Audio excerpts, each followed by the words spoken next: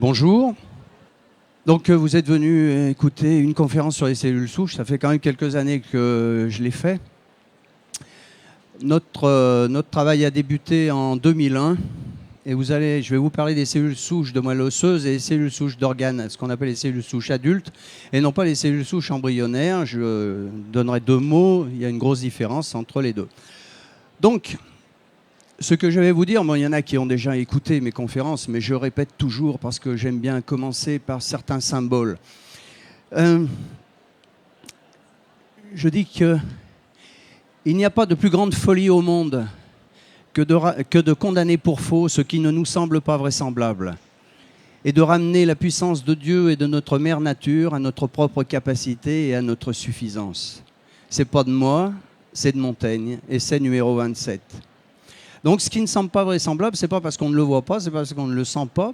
Vous voyez aujourd'hui avec la physique et la médecine quantique, c'est des choses qu'on ne voit pas, mais on en voit bien les résultats. Donc ce que je vais vous dire paraît parfois un peu invraisemblable. Lorsqu'en 2001 on a commencé les travaux, nos collègues biologistes qui travaillaient sur les cellules souches embryonnaires nous ont pris un peu pour des fous en disant « votre truc c'est de la rigolade, ça ne marchera jamais ». Ça ne marchera jamais. D'abord, on n'a jamais vu les vaches voler, donc c'est impossible. Mais, comme a dit Mark Twain, c'était impossible, ils ne le savaient pas, alors ils l'ont fait. Le corps est composé de milliards de cellules. Dans chaque cellule, nous avons la mémoire de l'univers, la mémoire universelle.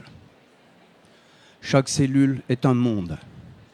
Il y a au milieu de cette cellule le noyau qui possède ce qu'on appelle l'ADN, l'acide désoxyribonucléique. Ces informations vont passer à l'acide ribonucléique, puis aux protéines et aux acides aminés. Notre corps fonctionne ainsi dans les deux sens. Même si un prix Nobel réputé, Jacques Monod, a dit le contraire, on sait aujourd'hui que ça marche comme ça.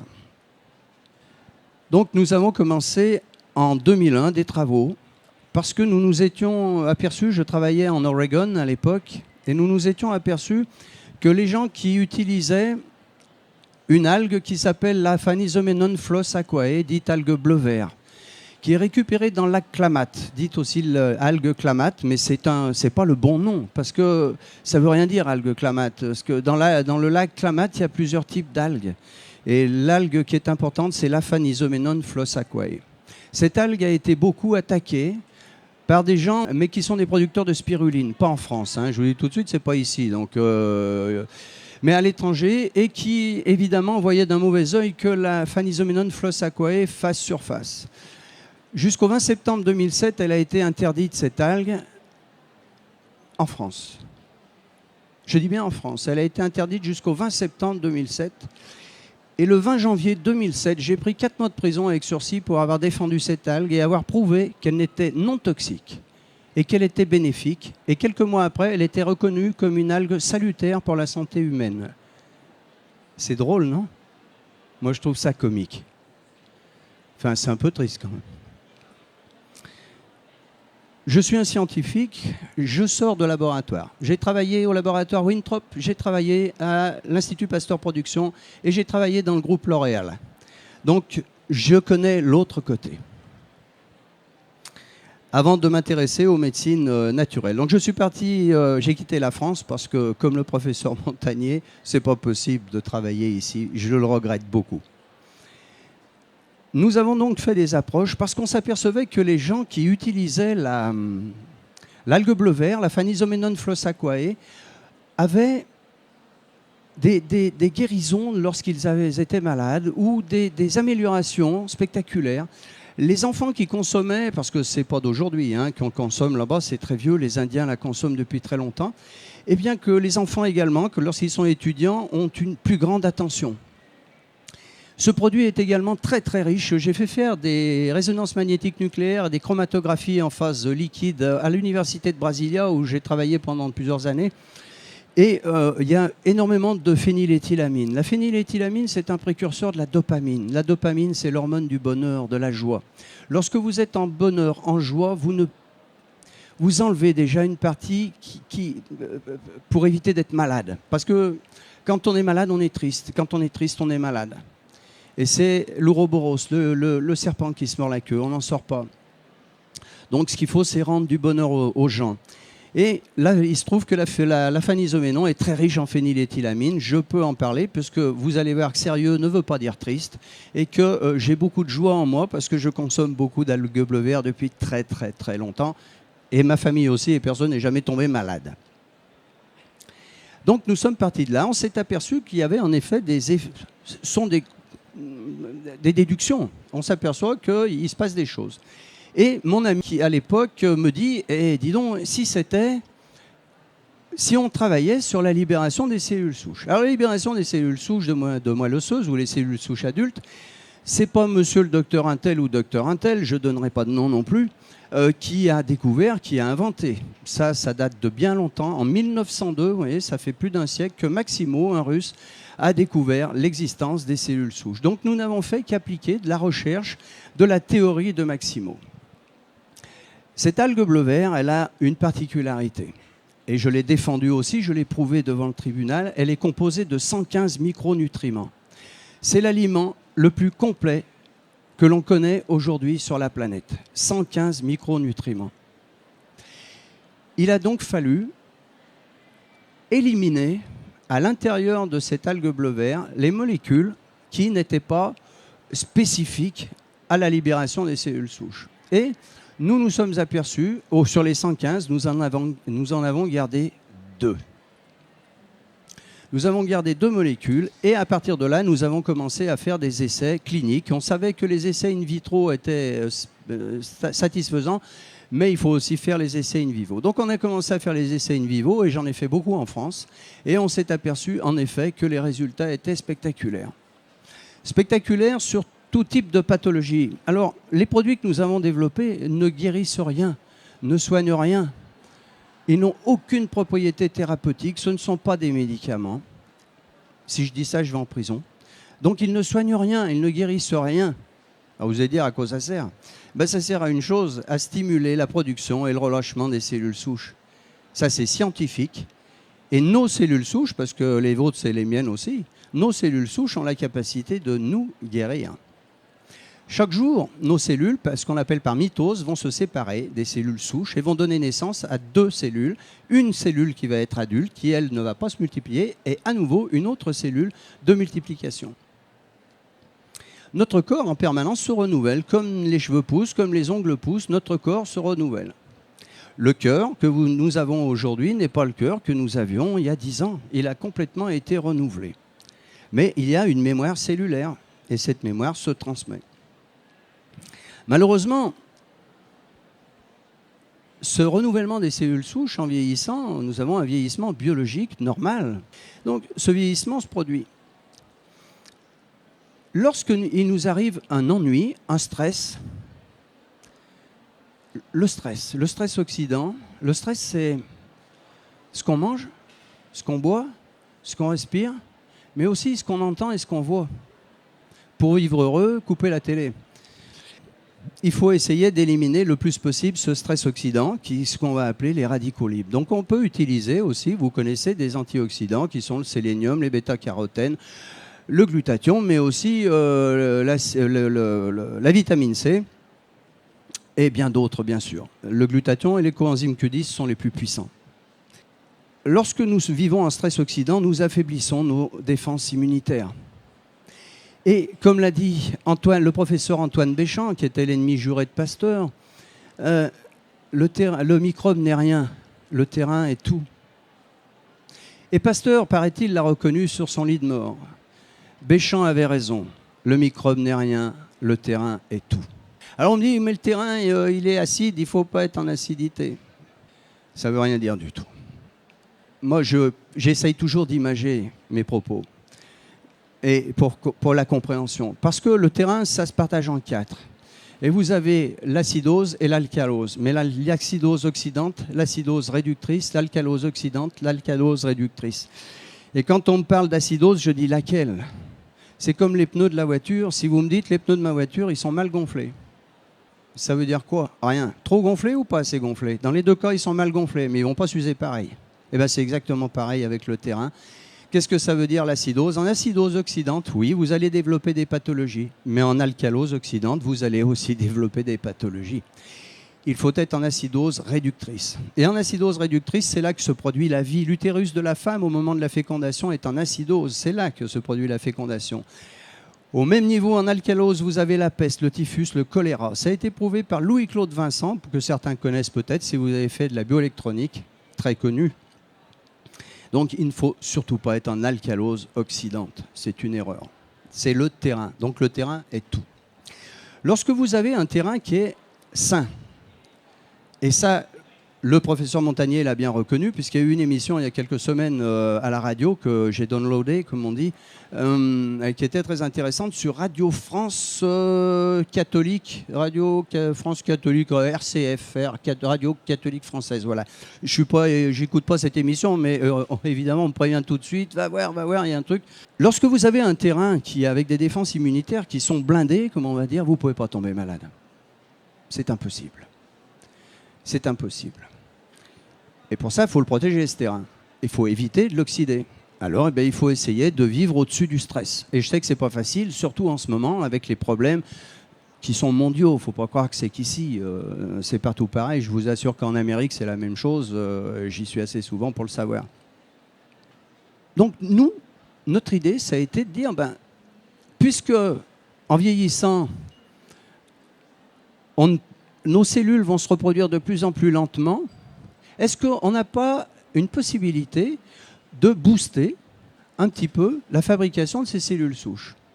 Et c'est ce qui se passait avec ces deux molécules que nous avons isolées de la phanisoménone Flosaquae. Donc, on a fait des tests et on s'est aperçu en effet que les cellules souches avaient la capacité de... Je n'ai pas le droit d'employer le terme guérir. D'abord, je crois qu'il n'y a que nous-mêmes qui pouvons nous guérir. Mais de ramener les gens en santé, comme on dit au Canada, de ramener les gens en santé, parce qu'on obtenait une fabrication supérieure des cellules souches et surtout aussi la migration, parce que fabriquer pour garder les voitures sur un parking, comme ça se passe en ce moment, ça ne sert à rien, il faut les vendre, les voitures. Et là, c'est pareil, il fallait que cette migration se produise. Donc, on s'est rendu compte, en effet, que nous pouvions augmenter cette capacité de fabrication des cellules souches. Au départ, de moelle osseuse, on était parti là-dessus, et surtout la migration. On s'est rendu compte que ça marchait, mais c'était des déductions. Mais il faut prouver scientifiquement que cela fonctionne. Vous dites que c'est comme ça, oui. Alors, qu'est-ce qu'on a fait? On a provoqué... Pour les amis des animaux, je suis désolé, mais je fais partie du WWF, donc j'aime beaucoup les animaux. Mais on est obligé de faire des tests sur animaux parce que vous ne pouvez pas être officiellement reconnu si vous dites « ça marche ». Oui, mais ça marche comment? On a fait ça sur des souris Norway. On provoque des infarctus du myocarde en ligaturant les coronaires et on fait exploser le cœur. Un infarctus du myocarde. On a fait ça sur 100 souris Norway. Le premier lot de 50, on les a laissés se débrouiller après l'infarctus du myocarde. C'est ce lot-là. Alors, ça n'a pas été fait par nous, parce que nous, on n'est pas... je ne vais pas citer de nom non plus, ça serait méchant. On n'est pas à la fois juge et partie, parce que c'est trop facile. Donc, c'est le professeur Orlik de la faculté de l'Illinois qui a fait les essais. Et après avoir provoqué les infarctus, le premier lot de 50, il les a laissés se débrouiller. 27 jours après... Résultat, 27 jours après, du groupe contrôle, 17% de survivants. Sur les survivants, une toute petite restructuration de la membrane ventriculaire avec une belle nécrose ici en bleu. Je ne sais pas si vous la voyez bien, mais ça, c'est la cicatrice que nous avons lorsqu'il y a eu un infarctus du myocarde. Une toute petite revascularisation et une toute petite éjection, évidemment, puisqu'il n'y a plus de tonicité musculaire. Sur le deuxième lot, où on a stimulé par la nourriture, ou dans lesquels il y avait ces extraits d'algues bleu vert, toujours 27 jours après, toujours fait par le professeur Orlik, je précise, là, 73% de survivants. C'est pas l'effet placebo, ça. Hein? Déjà, sur l'animal, c'est pas possible, puisqu'elle ne sait pas. Mais là, 73%. De 17%, on passe à 73% de survivants. Et la reconstruction totale de la membrane ventriculaire, aucune cicatrice. Je peux vous dire que ce qui se passe sur l'animal se passe sur l'homme, puisque ensuite les essais ont été faits. On commence toujours par ses copains, Moi, je n'ai pas d'infarctus, donc je n'ai pas pu tester sur moi. Mais on commence toujours par ses copains qui ont accepté. On savait déjà qu'on nuirait pas de toute façon. Et ça, il se passe la même chose. Reconstruction totale. Mais vous dites que c'est les cellules souches, c'est bien facile de dire ça, mais prouvez-le nous. Alors, bien, on a fait un test qui est tout simple.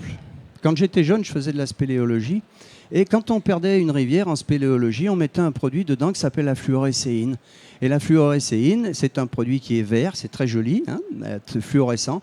Et on perd la rivière, on perd l'eau, et on va retrouver, évidemment, on cherche, on ne sait pas où c'est, on cherche, et à l'endroit où l'eau ressort vert, ben on sait que c'est bien la rivière dans laquelle on a mis la fluorescéine qui ressort. Eh bien, on a fait ce qu'on appelle un test d'immunofluorescence, c'est-à-dire qu'on a injecté un produit fluorescent dans la moelle osseuse de nos souris, et 36 heures après, puisque c'est le temps qu'il faut à une cellule souche pour se rendre sur le lieu de la détresse, 36 heures après, 30% des cellules de réparation étaient fluorescentes. CQFD, ce qu'il fallait démontrer, ça me rappelle mes cours au lycée de mathématiques, CQFD. Nous avions donc bien démontré que les cellules souches, notre théorie était juste, que les cellules souches de moelle osseuse migraient bien par voie sanguine et allaient sur le lieu de la détresse. Alors elles vont sur le lieu de la détresse, pourquoi et comment? Eh bien parce que lorsqu'un organe est malade, il va sécréter ce qu'on appelle les cytokines, qui sont des signaux de détresse. Et le cerveau, lui, les décode très facilement. Donc ces cellules souches, elles vont migrer par voie sanguine. Ces cellules souches, elles migrent. Et au moment où elles vont passer vers l'organe qui est malade, ces cytokines vont libérer ce qu'on appelle les cellules d'adhérence et vont prendre cette cellule. Et quel est l'intérêt de la cellule souche, vous allez me dire? Eh bien, elle a un intérêt fondamental. Car une cellule souche d'organes, il ne fera toujours que des organes. Un cœur, il fera des cardiomyocytes. Un foie, des hépatocytes. Les os, des ostéocytes. Le cerveau, des neurones et des cellules gliales. Neurones qui se reproduisent, je vous le rappelle, contrairement aussi à ce que l'on croyait il y a encore seulement 10 ans. Ces cellules souches, on dit qu'elles sont totipotentes lorsqu'elles sont cellules embryonnaires. Les cellules de la naissance, c'est un zygote. On commence par naître, c'est un œuf fécondé, c'est un zygote. Et cette cellule, elle va se multiplier. Mais au départ, on part d'une seule cellule. Donc cette cellule, comment elle va faire? Du cœur, du foie, de la rate, de l'œil, du cerveau, des intestins, peu importe. Cette cellule, elle a la capacité de tout faire. C'est comme un livre, que je dis, vous avez un livre, il n'y a rien d'écrit dessus. Ce livre, vous pouvez en faire un roman d'amour, un thriller, une bande dessinée. Et cette cellule, eh bien, elle est ce qu'on appelle totipotente, toute potentialité. Elle va pouvoir, par le miracle de la création, ça je ne peux pas vous l'expliquer, eh bien, elle va se séparer petit à petit pour faire des cellules qui vont faire du cœur, de la rate, du foie, de l'estomac, des intestins, du cerveau. Elles vont se séparer, on les appelle les cellules pluripotentes. Ce sont déjà des cellules souches adultes dites pluripotentes. On s'est aperçu ensuite, aujourd'hui, on sait que ces cellules en réalité pluripotentes sont également totipotentes. Mais on a conservé le nom des cellules souches adultes de la terminologie de pluripotente. Plusieurs potentialités. Ensuite, elles vont se séparer pour donner des cellules multipotentes, de multiples potentialités, et ensuite des cellules différenciées. C'est-à-dire que là, à ce moment-là, théoriquement, j'en suis pas sûr, mais je ne peux pas prouver le contraire encore pour le moment. Et moi et d'autres, je ne suis pas plus fort que les autres. Ici, c'est une cellule qui aura pu faire du cœur, un cardiomyocyte, un hépatocyte, un neurone, une cellule gliale, et normalement, elle ne peut pas revenir en arrière, ce qui n'est pas certain puisque les néoblastes sur les planaires peuvent le faire. Donc, pourquoi pas? Comment ça fonctionne les cellules souches? Vous allez voir, vous allez comprendre. C'est simple. Ici, il y a des hommes qui étaient des petits garçons et puis des femmes, ça a été des petites filles. Alors, je ne sais pas si les petites filles le font, mais les petits garçons, on l'a fait. Moi, je l'ai fait. Quand on est gamin, on attrape des lézards. Et puis, quand on ne sait pas, on attrape le lézard par la queue et vous avez la queue du lézard qui vous reste dans les doigts. Et la queue du lézard, elle repousse. Ça vous semble normal? On ne se pose même pas la question. Bah oui, on a toujours vu la queue du lézard repousser. Eh bien, ce sont les cellules souches qui font repousser la queue du lézard. Ça paraît tellement normal. Bah oui, vous coupez un ver de terre en deux, il fait 2 vers de terre. Alors, du côté où il y a la tête, vous dites c'est plus facile de faire la queue. C'est plus simple. Oui, mais du côté où il n'y a que la queue, il va faire la tête. Ah, il y a donc 2 vers de terre. Oui, mais si vous coupez un ver de terre en 14 morceaux, c'est que là, il n'y a plus de tête, il n'y a plus de queue, bah, il va faire 14 vers de terre. C'est pas beau, ça? Oui, les essais ont été faits. C'est miraculeux. Cellules souches. Le foie repousse, mais les organes repoussent. Les organes repoussent. Si vous arrachez la patte d'une salamandre, elle repousse et elle se reconstitue. C'est publié, ça. C'est pas moi qui l'invente. Si vous arrachez le maxillaire inférieur d'une salamandre, il se reconstitue. Vous savez, on lui arrache la gueule, elle se reconstitue. Ce sont les cellules souches. Et on vous direz, c'est impossible, les vaches ne volent pas. Vous allez voir pourquoi je dis ça. Parce que nous sommes passés après aux essais réels in vivo grandeur nature. Encore une fois, je dis, ça ne soigne rien, ça ne guérit rien, ça stimule la production et le relâchement des cellules souches. Et la capacité des cellules souches est extraordinaire. Extraordinaire. Le premier cas, c'est sur le jeune Didier. Il a un accident en ramassant des noix. La machine, je ne sais pas ce qu'il a fait, j'en sais rien, j'y étais pas. Et il prend une barre de fer dans l'œil qui lui traverse le cerveau, qui ressort de l'autre côté de la tête. C'est pas un ongle incarné, ça, c'est un gros truc. Parce que je venais de faire une émission avec Marc Menant. Donc le papa m'appelle en disant, écoutez, voilà, j'ai entendu votre émission, Marc Menant m'a donné votre numéro, est-ce que vous croyez que ça va marcher? Fichtre, on ne peut jamais dire à quelqu'un ça va marcher. Jamais. D'abord, ça ne serait pas vrai, parce que nous avons des échecs dont je parlerai, mais ça marche dans vraiment la majorité des cas, et de beaucoup, puisque nous avons 93% de résultats positifs, toutes pathologies confondues.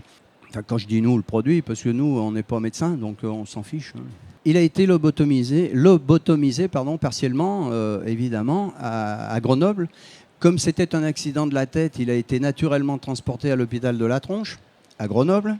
Ça existe, hein, je vous promets, je connais bien l'hôpital de la Tronche. J'y ai travaillé en neurologie, donc ça existe bien. Bon, note d'humour, on voyait que sérieux ne veut pas dire triste. Et là, les médecins, les chirurgiens disent, bah, écoutez, monsieur, votre fils, il est dans le coma, mais on ne sait pas s'il s'en sortira, mais ce qui est sûr, c'est qu'il ne parlera plus jamais. Il ne parlera plus jamais, monsieur, c'est impossible. Nous avons lobotomisé l'aire cérébrale de la parole, qui s'appelle l'aire de Broca. Nous l'avons lobotomisé, donc il ne parlera plus jamais. Et s'il s'en sort, le papa a donné le produit à son fils. Au bout de 3 jours, il était sorti du coma. Et les médecins disent, ah ben c'est bien, il récupère très très vite. Hein. Il récupère vite, mais il ne parlera jamais, il ne parlera plus jamais, monsieur, c'est impossible. Et toutes les semaines, le papa m'appelait en me donnant des nouvelles, parce que pour moi, c'était le plus important. Ce n'est pas toucher des sous, c'était de savoir comment ça fonctionnait. Vraiment, là, sur des cas comme ça, très graves et tout. Et puis bon, les semaines passent. Et au bout de 2 mois, le papa m'appelle un matin en me disant, monsieur Prunier, ce matin, Didier parle. C'est bien, monsieur Pierre Pascal. Et que disent les chirurgiens? C'est impossible, monsieur. Les vaches ne volent pas. Bien, j'ai dit, ça n'a pas d'importance. En plus, je ne sais pas qui c'est, mais les neurochirurgiens, fut un temps où j'étais de l'autre côté, je les connaissais tous. Donc je connais aussi leurs limites, même s'ils sont très utiles. Et le petit Didier Pascal va très bien. J'ai eu son papa l'autre jour, il n'y a pas longtemps, qui va très très bien. Le deuxième cas que nous avons eu, c'était la petite Léa. Là, je ne peux pas vous donner son nom parce que sa maman ne veut pas. Donc elle s'appelle Léa, elle habite à Lille sur la Sorgue. À 4 ans, elle avait, et elle a toujours, j'imagine, ce qu'on appelle une amyotrophie spinale infantile. Une amyotrophie spinale infantile, c'est la masse musculaire qui ne se développe pas. Par contre, au niveau du cerveau, ça marche très bien. J'abrège. La maman, pareil, m'appelle, est-ce que vous pouvez? Oui, madame, je vous donne le produit, etc., etc. Il s'est passé aussi, là, 2 mois. 2 mois et... Enfin, 21 jours. J'avais dit à sa maman 21 jours. 21 jours après, il ne se passait rien. J'ai dit, on continue 21 jours, ce qui faisait donc 42 jours.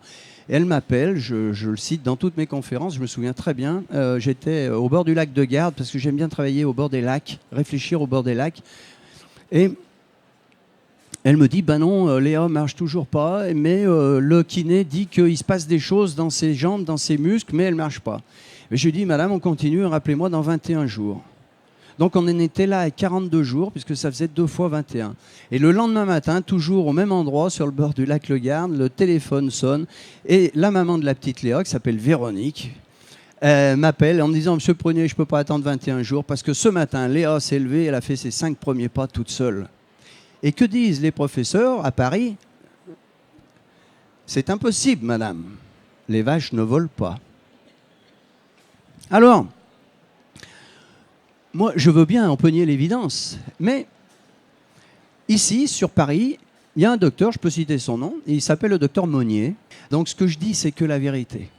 Et le docteur Monnier, un jour, il me demande à me voir. On passait, on allait à Amsterdam et on était à Paris. Donc on se voit rue de Lourmel, dans un restaurant le soir. Il y avait Michel Chevalet, le journaliste d'Antenne 2, dont le fils a eu un très très très grave accident. Donc il venait à titre personnel et non pas en tant que journaliste. Et le docteur Monnier avait constaté sur une de ses patientes qui attendait une greffe cardiaque, que j'avais eue au téléphone, mais je ne la connais pas, cette dame. Cette dame attendant une greffe cardiaque, là aussi j'abrège parce qu'on n'a pas beaucoup de temps, eh bien 2 mois après, elle était rayée de la liste des greffes cardiaques, alors qu'elle était grabataire. Au bout de 2 mois, elle prenait le métro, le train, elle allait à l'hôpital, faire constater au médecin, à l'hôpital, aux professeurs. Et que disent les professeurs? C'est impossible, madame, les vaches ne volent pas. Elle n'attendait plus de greffe cardiaque. Ça a fonctionné. Le docteur Monnier, voyant ça, le teste, mais sans me le dire, et m'appelle un jour, il téléphone et il me dit, monsieur Prunier, je vais vous dire, j'ai donné à ma maman de 96 ans, qui avait une dégénérescence maculaire depuis 15 ans, qui ne voyait plus rien. 2 mois après, elle a récupéré totalement la vision. Lui, il m'a dit, je constate. Le produit ne soigne rien, encore une fois, ce sont les cellules souches. Et elles vont à l'endroit où elles doivent aller. Alors, je vais vous lire le petit mail que j'ai reçu, parce que nous avons eu des réparations sur la moelle épinière, nous avons eu des réparations qui sont spectaculaires en quelques mois, des gens qui étaient grabataires à qui on a dit, vous ne marcherez plus jamais après des accidents c'était, je ne sais pas si c'était une tentative de suicide ou autre, mais enfin un grave accident, et tout était rentré dans l'ordre. Voilà. Ce monsieur, il m'écrit ce matin, mon cher Jacques, tout d'abord un grand merci d'être. Ça me fait plaisir. Bravo pour le Nelsinerstem. Ma démarche depuis quelques mois était de faire refonctionner ma thyroïde. C'est une thyroïde Hashimoto. Il a commencé à utiliser le produit au mois de septembre. Ma thyroïde. Pour cela, les médecins étaient unanimes. Hypothyroïdie d'Hashimoto, votre thyroïde est HS. Elle ne refonctionnera plus. Donc, sans hormones de synthèse, Levothyrox, que tout le monde connaît, depuis plus de 15 ans. Puis en septembre, je baisse mon Levothyrox de 175 mg par jour pendant 4 jours à 175 mg 3 jours en alternance, etc. Tous les mois, contrôle de la TSH, mais là, aux merveilles. De 1,608 unités en mai 2009, je passe à 1,642 en septembre. Et là, je fais un bond en avant avec les analyses du 27 janvier 2010, TSH 2496 unités. Si tu savais la joie que nous avons eue, en baissant le Levothyrox, je rééquilibre ma thyroïde. Alors la semaine prochaine, j'irai voir le Toubib pour continuer à baisser ou à mettre 1 ou 2 jours à 150 mg, parce que je lui ai dit surtout de ne pas arrêter le Levothyrox. D'abord, je n'ai pas le droit, je ne suis pas médecin, mais surtout, on n'arrête jamais. Il faut sevrer un corps, on n'arrête jamais quelque chose d'un seul coup. Voilà, je te tiendrai au courant des résultats au fil du temps. Les malades de la thyroïde vont être ravis. Si ça peut t'aider et te rendre service pour tes conférences, tu peux me citer en exemple. Voilà, mon cher Jacques, ce que je voulais partager avec toi. Donc, des cas comme ça, on en a plein. Encore une fois, ce n'est pas un produit miracle. Il ne soigne rien, il ne guérit rien. Mais nous avons pu, au fur et à mesure, augmenter la capacité. Cette capacité, cette puissance, puisque nous étions sur la bonne voie. Alors, il se trouve que, j'appellerais ça par la grâce de Dieu, par le hasard. Comme disait Einstein, le hasard n'existe pas. Ce n'est que le nom donné à une loi que l'on ne connaît pas. Je reçois un coup de fil de l'université de Tampa en Floride. L'université de Tampa, c'est la 9e université des États-Unis. Et le professeur Paul Sandberg dirige l'unité de recherche à l'université de Tampa. Et il me dit, j'aimerais bien qu'on puisse travailler ensemble sur le développement des cellules souches, car nous avons mis au point un produit. Mais nous, on ne travaille pas du tout sur l'algue bleu vert. On a travaillé sur les extraits de myrtille, l'extrait de thé vert, la carnosine, la vitamine D3 et un extrait, mais qui est acheté à part, qui n'est pas développé par eux, qui s'appelle le VitaBlue, qui est un extrait d'œillet. Et nous obtenons 70% d'augmentation. C'est publié, tout ce que je vous dis. Je peux vous donner tous les documents avec les noms de où c'est publié, des universités où les travaux ont été faits, bien entendu. Je ne vous raconte pas des salades. Ce n'est pas fait sur une table de cuisine, ça. Les chercheurs, je les connais tous.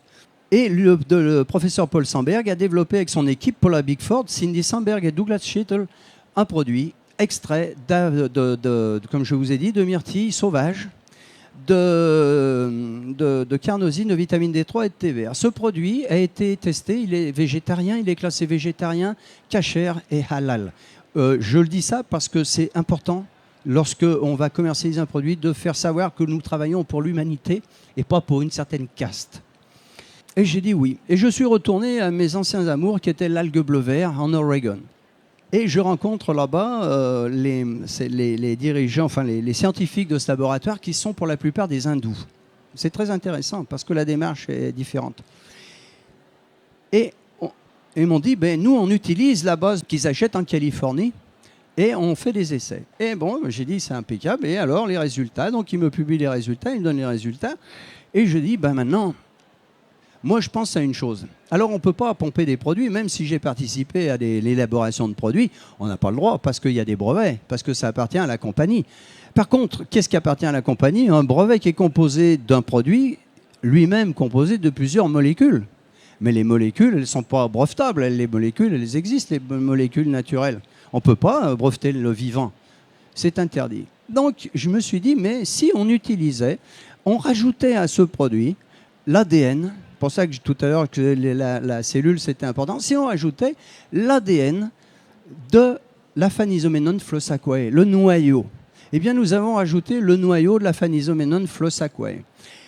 Les résultats publiés aujourd'hui, publiés parce qu'ils sont bien supérieurs à ça, mais je n'ai pas voulu qu'on donne davantage d'informations à ce jour, parce que ce n'est pas terminé. Mais à ce jour, publiés, nous avons augmenté le taux de prolifération et de relâchement des cellules souches in vivo et in vitro, dans les deux cas, de plus de 80%. Ça veut dire qu'aujourd'hui, pour quelqu'un qui libère, comme nous tous, hein, enfin, pas tous, non, il y a des gens qui ne libèrent pas les cellules souches, nous avons un potentiel de 100, eh bien nous pouvons passer tout simplement à 180.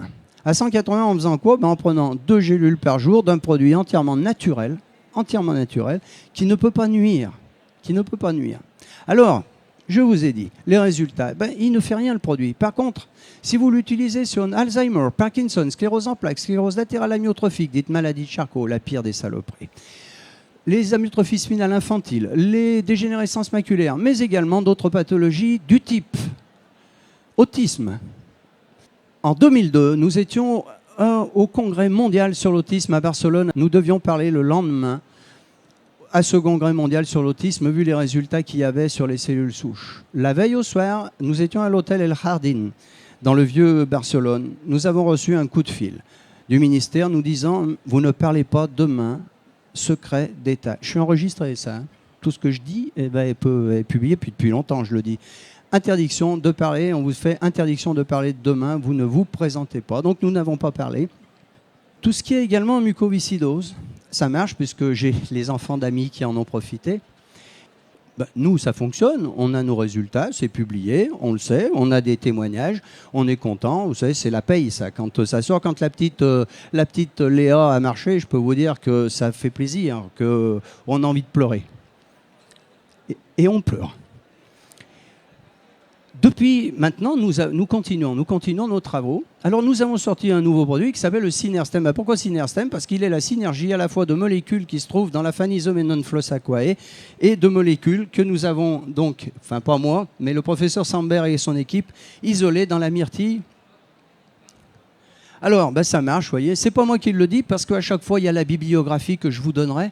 Donc, sur les cancers, les anémies, les immunodéficiences, les anomalies des os et cartilages, les blessures de la cornée, les accidents vasculaires cérébraux, ce qu'on appelle les strokes, ça, on en a énormément. La réparation du tissu cardiaque, la maladie de Parkinson, les développements de nouveaux vaisseaux sanguins, la muqueuse gastrique, la peau. Le produit ne soigne rien. Ce sont les cellules souches qui vont faire ça. Hein? Une cellule souche adulte n'est jamais cancéreuse. Parce qu'on me pose la question, oui, mais alors si on stimule la production et le relâchement des cellules, est-ce que ça va pas aussi relâcher des cellules? Non, jamais. Ça fait 9 ans maintenant, ça ne s'est jamais produit. Alors sur les accidents vasculaires cérébraux, les AVC, le diabète. Alors le diabète, nous avons des cas, dont un prêtre qui s'appelle le Père Athème, il avait du diabète et comme 6 mois après, il était redevenu normal. Il y a eu aussi un ami du papa du jeune qui s'était pris la barre de fer dans l'œil, la même chose, puisqu'il a témoigné pendant une conférence. Le Père Athème donne les CD des conférences à la sortie de l'église. Je l'ai connu, je l'ai rencontré, je lui ai dit, tu sais François, c'est pas des hosties, hein, c'est quand même que des CD. Ça marche très bien dans le diabète. On a encore eu des gens qui sont venus nous voir ici aujourd'hui en nous disant c'est extraordinaire. C'est les cellules souches. C'est les cellules souches, c'est pas le produit. Le produit, il fait rien. Les blessures de la moelle épinière, donc il y a le monsieur dont je vous parlais rapidement tout à l'heure, il se trouve que c'est le gendre d'une dame que je connais et qui est tombée du 5e étage d'un immeuble et il n'est pas mort, mais rupture de la moelle épinière sectionnée, donc à l'hôpital Henri-Gabriel à Lyon, on lui dit monsieur c'est fini, vous ne marcherez plus. Et on lui a donné là très vite, on va dire tout de suite, le produit, qui était le premier produit, qui ne l'a relâché que 30%, et les médecins avaient dit monsieur vous ne remarcherez jamais, c'est impossible. 6 mois après, il faisait du jogging avec sa fille. Je ne connais même pas son nom, je connais la belle-mère. Mais la belle-mère, elle ne va pas nous raconter des histoires pour nous faire plaisir. Donc les lésions cardiaques, alors les lésions cardiaques, ça marche. Vous avez vu tout à l'heure, je vous ai montré, mais moi j'ai un de mes très très bons amis qui avait eu, après un deuxième infarctus du myocarde, m'appelle et je lui dis deuxième c'est pas bon et le troisième il est souvent fatal. Donc il serait peut-être temps que tu t'y mettes. Donc je lui ai donné du produit et 2 mois après il repasse un électrocardiogramme et son cardiologue lui dit mais monsieur qu'est-ce que vous avez fait? Il n'y a plus rien au cœur. Plus rien. C'est la reconstruction de la membrane que vous avez vue. Alors, évidemment que si c'est pris tout de suite, c'est très rapide. Mais si c'est ancien, ça ne marche pas. Parce que lui, son deuxième infarctus, ça faisait déjà quelques années qu'il le traînait. Alors, maladie de Parkinson, à nouveau, sclérose multiple, maladie de Crohn et lupus. Et à chaque fois, vous avez la bibliographie qui est bien indiquée. Les cellules souches adultes ont fait la preuve de leur pluripotence. Donc là, à nouveau, je vous cite, c'est tout ce que je vous ai dit rapidement. Avec la bibliographie, les Japonais, les Russes et les Américains ont beaucoup travaillé là-dessus. Alors là, c'est l'arbre de différenciation des tissus. Ça ne présente pas beaucoup d'intérêt ici et maintenant. Sur les différents feuillets embryonnaires, en parlant du zygote, voilà, c'est ce que je vous disais, il y a une séparation des cellules qui vont ensuite faire de l'endoderme, du mésoderme, de l'ectoderme. Voilà. Alors les cellules souches adultes, de la moelle osseuse peuvent faire de la moelle, des os, du cartilage, des tendons, des muscles, de la graisse, du foie, des systèmes nerveux central, des cellules sanguines. Le sang, évidemment, vous avez des globules rouges. Le globule rouge est la seule cellule qui n'a pas de noyau.